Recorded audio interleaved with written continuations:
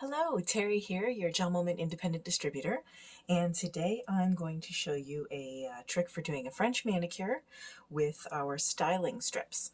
So you see I have one set up here started. So what you want to do is you're going to take a piece of the styling strip and you're going to lay it across the nail.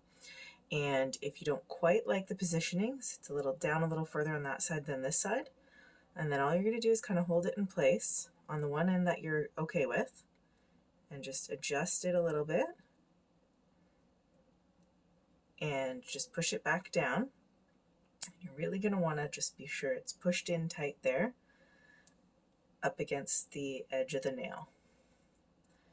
So you're just going to line it up like that, and depending how you want to do it, if you want to line them all up first, so you just peel a piece of the styling strip off. You're going to cut it a little larger than you need, and then just line it up again on the next one. So you just kind of can hold it in place again, shift it to where you want it on both sides.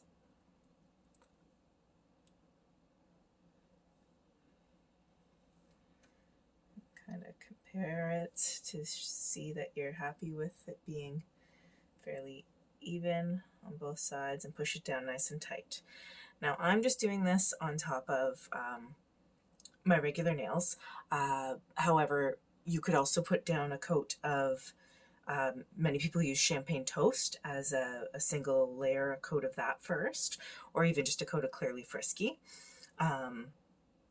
So you want to just line them all up like that, but I won't continue on with all of them. And then you're going to take either Lovey-Dovey or Meet Me at the Chapel, or if you wanted to get a little funkier and do a colored tip French manicure, that's been very popular lately too. So whichever you're going to use. Now our Meet Me at the Chapel white, I don't have that one on hand at the moment, but it actually has an even skinnier tip. But if you're doing the French manicure this way with the guide, using something for a guide like our styling strips, then you don't necessarily need the skinnier tip brush. It's designed though to help make French manicures a little easier, but of course some people still aren't comfortable with that and doing the opposite hand especially. So these styling strips make are a great solution and a great little trick to kind of line up, and then you're just going to paint your white tip. You want to make sure you're doing a thin coat, but enough that it's not see-through.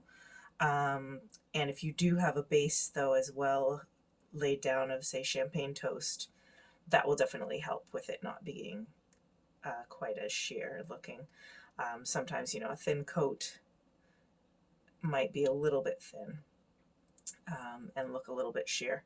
But this is looking pretty good so far. So you just want to make sure you get all across where you've got the guide there, and you can just, touch the guide a little bit here and there just to be sure you've got all spots covered.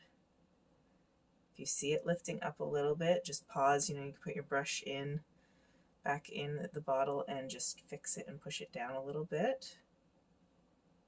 And there we go. Just make sure I got all the edges there. And I'm just going to get that little bit off my skin there. And you want to cap your tip. So you just give that a quick run across your tip of the nail to cap it.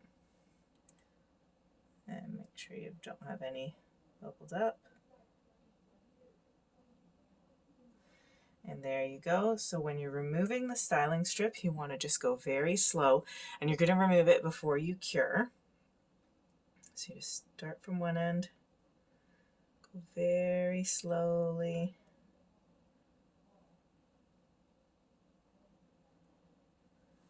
And there you have your French tip. So then you would cure it, and then afterwards another coat of Clearly Frisky is what is most commonly done. So usually a base coat of champagne toast or plain on your nail.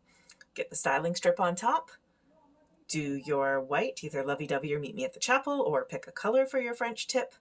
And so you paint that, cap the tip, slowly peel it off, cure that, and then if you wanted to top with a coat of Clearly Frisky, you can do so, or you can leave it as is. So that's how easy a French manicure can be using our styling strips. So hope you found this video useful, and I'll see you next time. Again, it's Terry, your GelMoment independent distributor. Thanks.